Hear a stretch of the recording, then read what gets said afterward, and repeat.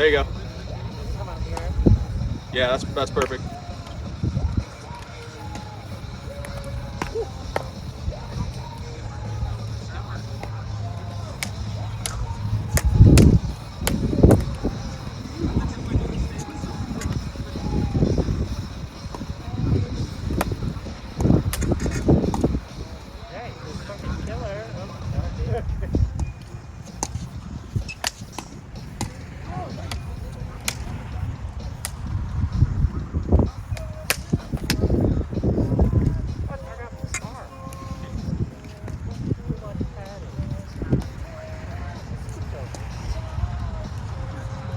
You might want to scoot that way, because if you scoot back at all, you're going to be out of it.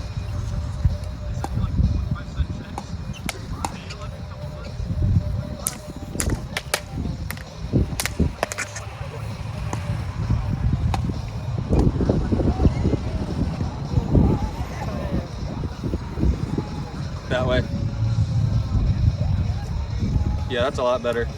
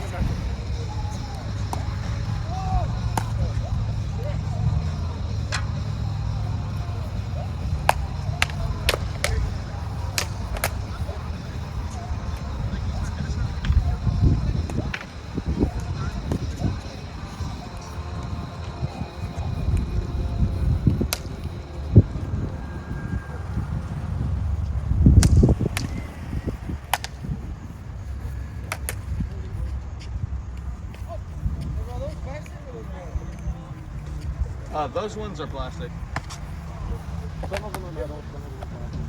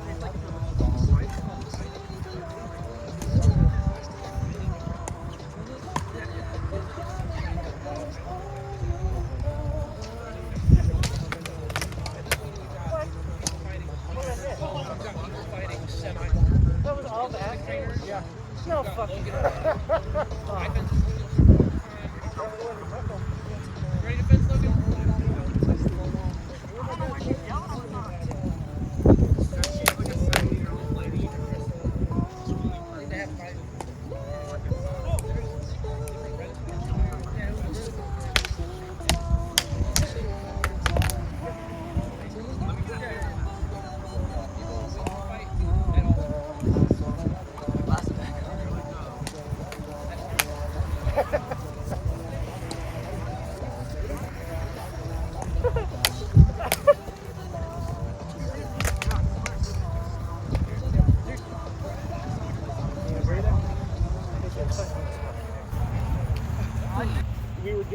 were doing a HEMA practice on you know, like sometime in the midweek. It used to be like Tuesdays and then it got switched to Wednesdays.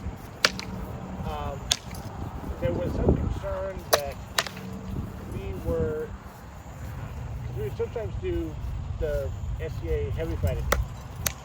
So there was concern that we were mixing HEMA and SCA. So I decided, you know what, fuck it. Let's just make it. That was messy. Because we had already gotten confirmation that we can do HEMA off to the side at our official practices, because it's like, well, if you're not interested in that, maybe you might be interested in this. So what is this?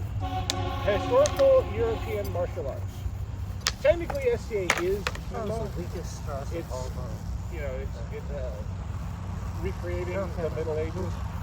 So the heavy fighting is technically HEMA. So it's sort of an all-encompassing, practicing historical European. Yeah, there's different organizations. So what is the concern about practicing? Well, because the thing is, with SCA, we're using the rattan weapons. We have certain rules for equipment and behavior on the field. It's different from how most HEMA fighters fight. So there was just some concern that there might be a legal problem. Because I was also putting out these videos, and it wasn't. Somebody brought up the concern that it didn't look like the videos were distinguishing between HEMA and SCA fighters, and so I went back and I was like, okay, well let me put HEMA or SCA at the beginning of the video. But yeah, there was just concern with for legal issues, because like if we're going to engage in SCA, we have to sign the waiver. If we're just doing HEMA, since we're not really an official group that does HEMA, we don't have to sign a waiver. We're not covered by any legal proceedings. Close. Shire of Seals. What is this symbol? It's a seashell. Yes, in battle. Well, it's really just revelation storm.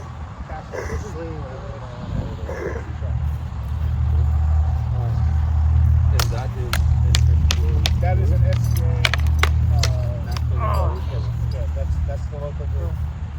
And whenever I sign this paper, is this what I'm Yes, doing? yes, you are. Well, you're basically saying I am engaging in activities according to the SCA's rules. So if I mean, so under the SCA's Your hood looks umbrella, I am safe. Nobody's going to be Super sued. Gary, I mean, I guess technically it's not like an absolute binding liability contract, but it's like it just shows that okay, I am willing to engage in these potentially harmful activities, and I'm showing that I legally give my consent to not sue anybody should I get sued.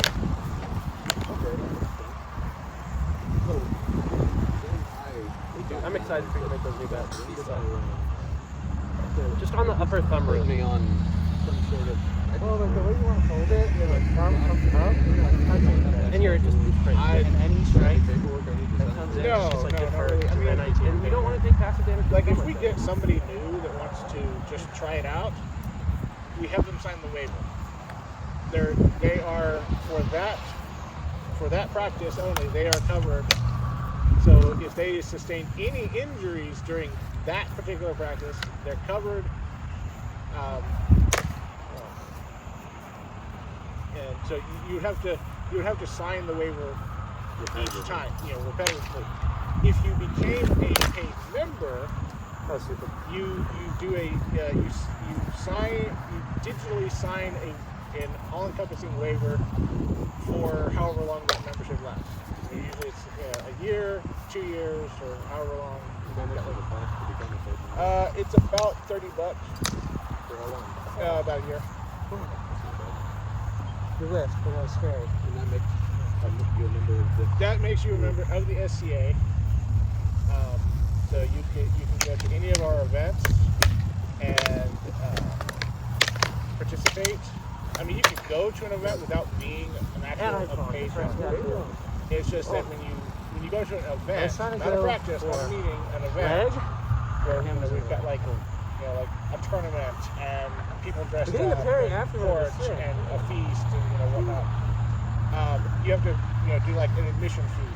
Well, if you're not a paid member, you have to pay like an extra $10 on top of it. So even if you're a paid member, you still have to pay admission. Yeah, you still have to pay admission, but if you're a non-member, you have to pay like an extra $10. It used to be $5, and then like last year they upped it to $10. How much is... We tried to parry it, but It's usually around like $15 to $20 for admission.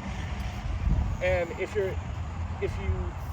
going to an event like at least once a month, it really pays to have the membership because it kind of pays for itself in that you're not having to pay the extra $10. Or even more than 3 times in a year. Yeah. So yeah, if you're going in at least once a month, then it pretty much pays for itself. Because if you're paying $30 and you're paying only $15 each time, if you go more than 3 times, you take the most. If you go 4 times, you take $3. Yeah. So it's like anything after that. That's pretty cool. And do you guys have... I'm sorry for the other question. Yeah, that's fine. Do you guys have any kinds of like not just events, but like competitions where you have to be a paid member or do it, or... Again, you don't have to be a paid member to participate. just a little in our arm. Nothing dual ending. You just show up. The only real issue is the admission fee, and then having to sign a waiver each and every time you engage in a potentially dangerous activity. Because we got the fighting, we got archery, we've got throwing weapons, we've got equestrian. So anything that would potentially involve getting injured, you got to sign a waiver for. But if you're a paid member, you've already signed a waiver that's good for however long that membership lasts. If you're in archery for real, how you have to train your bow? Not necessarily. No fiberglass bows. No fiberglass shafts on the arrows. It's all, all traditional materials. Really good at making bows. You can make. I see a lot of them in the videos. They really arch a lot, or they don't go very well. Or you know what I mean? It's however you put it. Stretch your own leather, high grade and stretch your own leather. We had a guy who made his own bows. He had like the bench that had like a foot clamp, so he could go in and be scraping the stave. And he's getting out of range. the sinew I just hate the thrust. some sort of fiber and making the Well, bow string. think about it like this. I'm just gonna double you. Well, if you ever ask for a no thrust bow, I'll do it. No, it's fine. No. For the sake of historical accuracy, it's valid to practice things like this. There will be, you will one day run a tournament where you can outlaw thrust. Yeah. It's fine. Point being, you can make your personal distaste for thrust or you can buy is valid and will come up someday in a fun format where you can say, all right, you fuckers, cuts only. I'd like to learn. That's going to be cool. I know the basics of string, making the string. I think dressing like that was kind of bad in that even though like my will can strike, I could have stepped in and did the same thing. Maybe not with a blade in your neck, but yeah. Well, a blade in my neck is already like that. If I can jerk it out and parry in time, we'll see. Who knows? All kinds of stuff that I got from my uncle. True. I feel like I haven't looked at any of them. It's been years, just like but and then I've got not like a whole bunch. Well, I mean, but a lot I've of got people box that have, that was like Mayer himself and Lichtenauer probably understood that got idea. some And we're probably like, there's a reason we don't. some feathers to do the fletching. And if everybody agrees to it, then we can all have more fun. It's been years since I've looked at any of the stuff. It's all like up in the attic somewhere.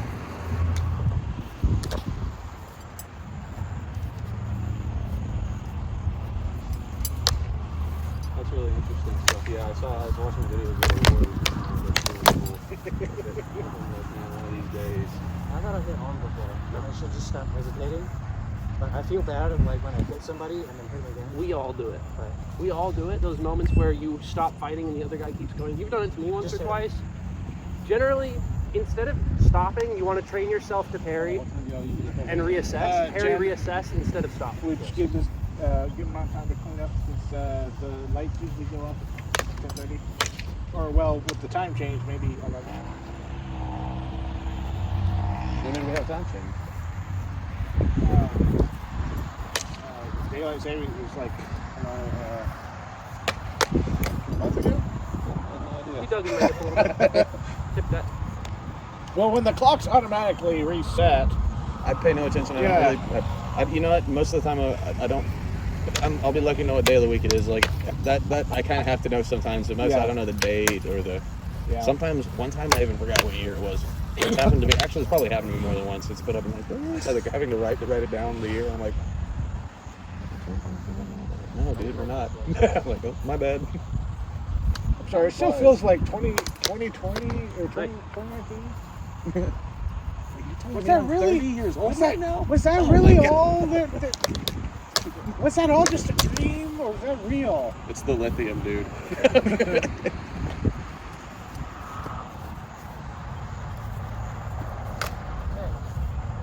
We're sorry. You're like, all right, I'm ready, Nathan. I'm ready. I'm ready. him.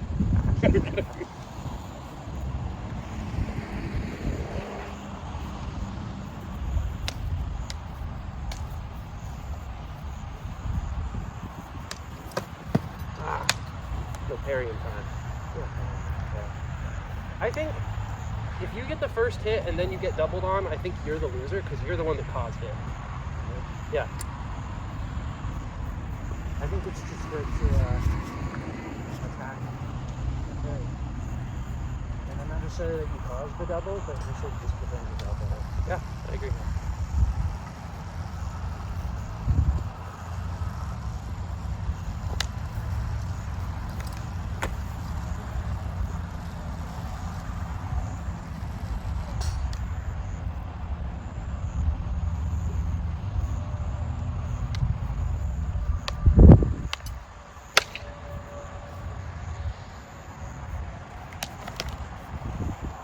Nice. If that had been real, it would have stuck in my arm.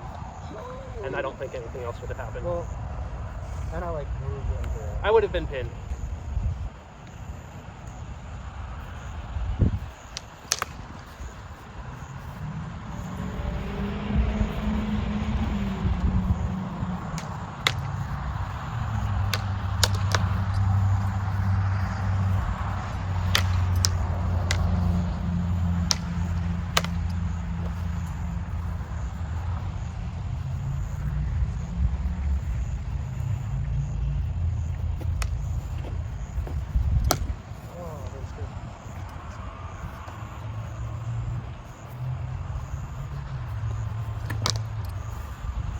You went through, but it was you like came down with the flat. Sorry.